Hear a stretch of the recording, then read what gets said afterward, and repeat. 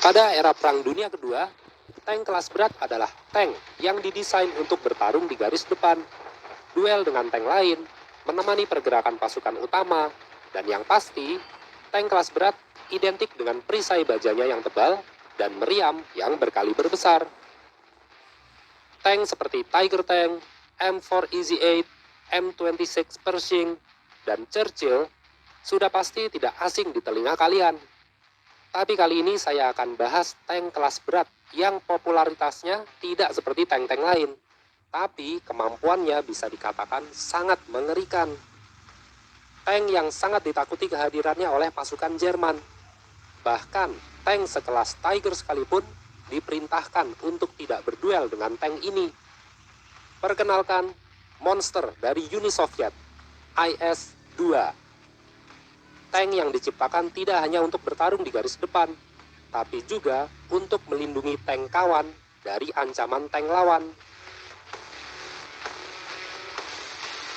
Sejarah terciptanya IS-2, kita mulai dulu dari tahun 1943, saat Jerman mulai mengeluarkan tank Tiger yang menjadi ancaman serius bagi pasukan Soviet.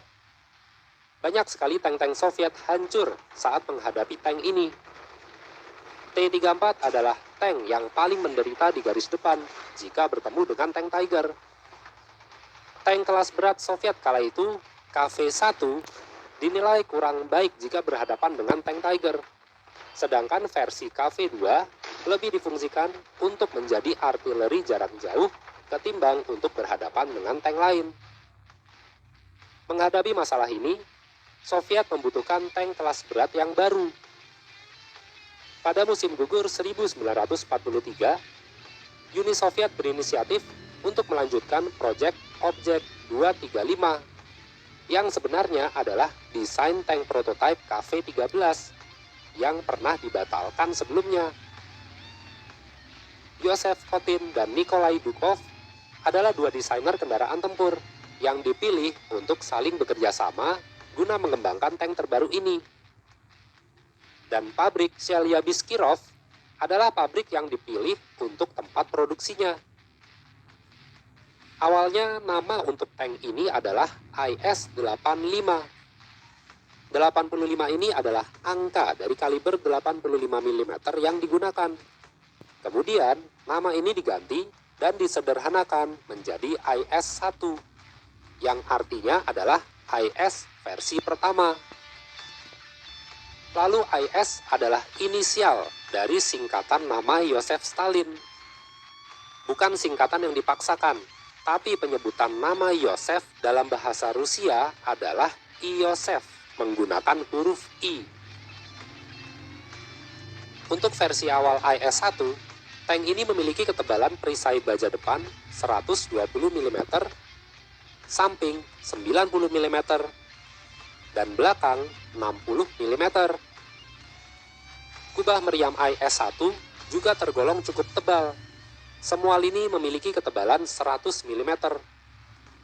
Dipersenjatai dengan meriam D5T kaliber 85 mm, 3 senapan mesin DT Machine Guns kaliber 7,62 mm, mesin 12 silinder model V2 dengan kekuatan 520 tenaga kuda, dan tank ini memiliki kecepatan 43 km per jam. Tank IS-1 memiliki 4 kru, 1 komandan yang juga sebagai operator radio, 1 pengemudi, dan 2 orang yang bertugas sebagai pengisi meriam, penembak meriam, dan penembak senapan mesin. Menurut catatan sejarah, tank IS-1 diproduksi hanya sebanyak 207 unit. Lalu pertama kalinya tank ini diterjunkan, yaitu pada awal tahun 1944, tepatnya di wilayah barat kota Kiev, dan beberapa juga dikirim ke Slovakia. Karena jumlahnya yang sangat sedikit, maka IS-1 hanya ditugaskan di garis belakang untuk menjaga markas atau menjaga pergerakan tank-tank kawan agar tidak disergap oleh pasukan lawan dari belakang.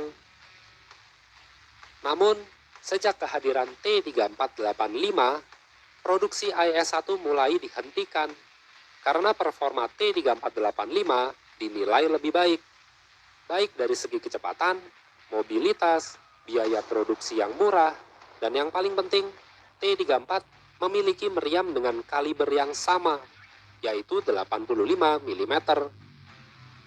Spesifikasi T-3485 inilah yang membuat IS-1 seakan tidak dibutuhkan lagi.